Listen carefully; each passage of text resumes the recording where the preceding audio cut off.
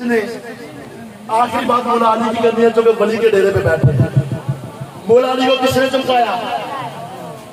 एक हदीस पाक और ये रवायत इमाम हसन पाक अलैहिस्सलाम की। इमाम हसन पाक एक जगह से गुजर रहे थे अलैहिस्सलाम, जब हम तशरीफ ले जा रहे थे रास्ते में बाघ आया। क्या आया? बोलो क्या आया? उस बाघ के अंदर एक माली था, नौजवान लड़का था। आप गए, तशरीफ ले गए, पूछा कि भाई बाग में हो, बाग तेरा है, मुझे जूस पिलाते हो? उसने पेश कर दिया। तो जूस पीते पीते आपने पूछा कि इस बाग का मालिक कौन है? उसने कहा सरकार वो फलां बंदा इसका मालिक है, फलां मुझे उसके पास ले चलो।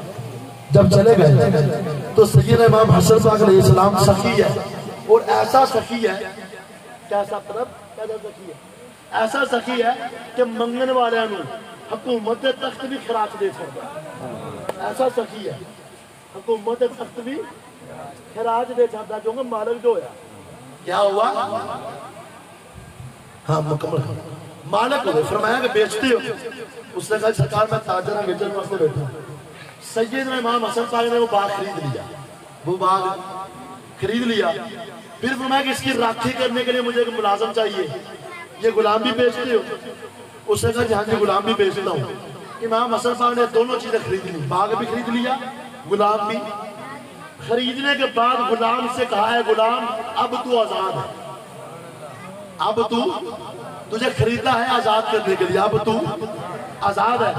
जब गुलाम आजाद हो गया तो वो जाने लगा, फरमाया असि हिंद नहीं जान देंगे, सोन तुझे आजाद कर दिया, अब ये बाग भी तेरी मलकियत है, अब ये बाग भी। यानी जो इस दर से खैरात पाए वो मंगता भी हो तो सखी हो जाए, जो उनके दर से खैरात पाए वो फकीर हो बादशाह हो जाए, जो उस दर से खैरात पाए वो गरीब हो अमीर हो जाए, फकीर हो शहंशाह हो जाए। मौला अली के दर की गुलामी जिसको रास आए, जिसको रास आए, वो भी दरिया के किनारे बैठकर जमीन का मकीन होकर जन्नत को फरोख्त करने वाला बन जाए। ऐसा होता है कि नहीं? मेरे अजीजों आओ मिलाद का जश्न मनाओ। मिलाद का जश्न है, जो नहीं मनाता उसको दलील देने की जरूरत है। बोलो दलील देने की जरूरत है। 1400 साल दे विच आज तक कोई दलील नाल मन्निया? जो नहीं मन्निया फिर दलील दे के खपाउण की जरूरत फिर सिर खपाउण की कोई लोड़ नहीं। वो देखो असि मनते हैं, असि गज वज के, क्यों भाई गज वज के मिलाद मनाओ, घरों को सजाओ, इसलिए कि हुजूर की आमद पर अल्लाह ने आसमान को सितारों से सजा दिया था। लंगर बांटो, इसलिए अल्लाह ने हुजूर की आमद पर कुल कायनात को पेटों का लंगर अता किया था, हर घर में खुशियों का लंगर अता किया था, मुर्दों को जिंदगियां दे दी थी, बीमारों को तंदुरुस्तियां दे दी थी, गरीबों को रिज़्क़ बांट दिया था। अरे बाबा आपा जो बुतों से भरा हुआ था, मेरे हुजूर की आमद हुई, अल्लाह ने बुतों से पाक करके उस काबे को खुदा का घर बना दिया था। अरे मेरे हुजूर की आमद हुई, काबा वजद में रक्स कर रहा था, पूछा है काबा तू पत्थरों से बना हुआ है, रक्स क्यों, वजद क्यों, ये अंदाज क्यों? उसमें कोई और वजह नहीं, बस एक वजह है, आज वो आया है तो मुझे बुतों से पाक करके पाक खुदा का घर बनाने आया है। तो जिनकी आमद से कुल कायनात को पाकियां अता कर दी गई, अब जो हुजूर की आमद से पाक हुआ उस पे फर्ज है इस एहसान का शुक्र करते हुए मिलाद का नारा लगाए।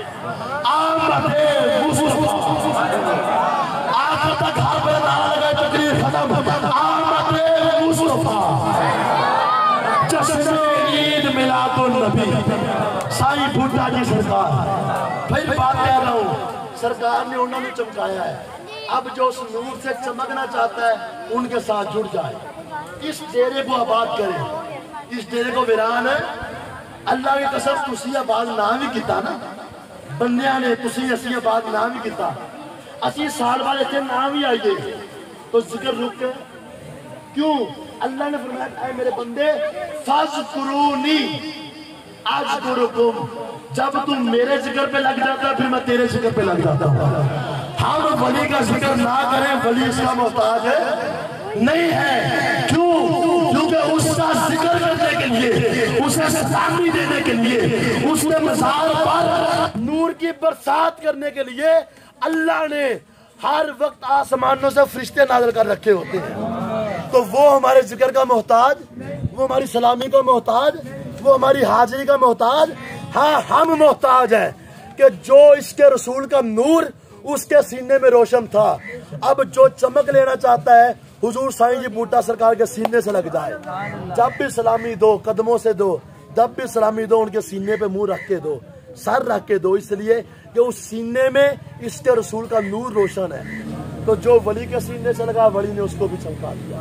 अल्लाह पाक दुआ अल्लाह पाक हमको ये सारे अंदाज अपनाने की, ये सारे फ्यूज़ व बरक़ात हासिल करने की तौफ़ीक़ अता फरमाए।